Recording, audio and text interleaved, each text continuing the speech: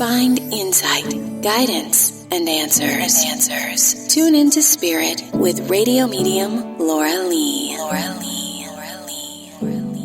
Laura Lee tuning into Spirit for National Pet Day, April 11th. I'm here with my special guest expert, Miss Jane Broccolo, an animal nature spirit communicator, animal rights activist, founder of Talks with Pets, and author of the book, Like an Animal When Being Human Is Not Enough. I'd like to welcome my special friend, Jane Broccolo.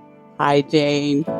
Hi. Just listening to you, there is so much joy in your voice. I'm just so happy to be here. Well, I'm happy you're here with us, too, because this is such a fascinating subject to my audience, and I know they would love to hear a little bit more about spirit communications when it comes to animals, because we have such fabulous stories from even our listeners about connecting with their pets. And how did you get into this, Jane?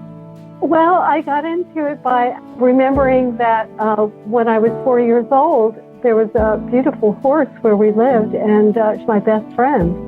And my older sisters, they were pretty mean to me. And on the days that they were nasty, I would whisper into the horse's ear. Her name was Bric-a-Brac. Oh, I just love her. I still miss her.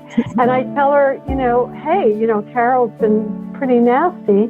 And every day we would take Bric-a-Brac out of the pasture, and each one of us would take turns riding her down the hill. And the days that I told Bric-a-Brac that they were nasty, she would just gently roll them off her back. So I just, like a child, being open and trusting and just knowing without even thinking about it that, hey, this is a given. This is a natural given that's what we do. We talk to animals and they talk back to us, and that's part of being a child, and I carried that with me. I love that. My favorite story, real quickly, with you is when I lived out in California and you were my neighbor, and I had that big iguana, or this it was humongous to me, lizard coming into my home, remember? And I couldn't sleep at night. And you came over and convinced that lizard to leave my house, and we watched it walk out the door. Remember that?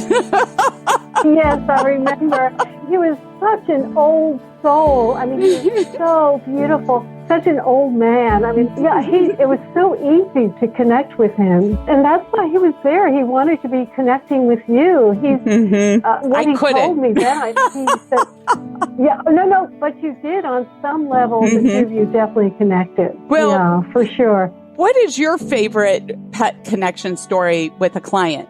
There was one that stays in my mind, probably because it was such a horrific, dramatic story, when a client called me because she said, I've got this rescue cat and I've had it for months and I just want to, jump out of the window. This is what I've been feeling. And subconsciously, I left the window open. I got back to the apartment and the cat had jumped out of the window, and I live 4 floors up. And I just feel so horrible.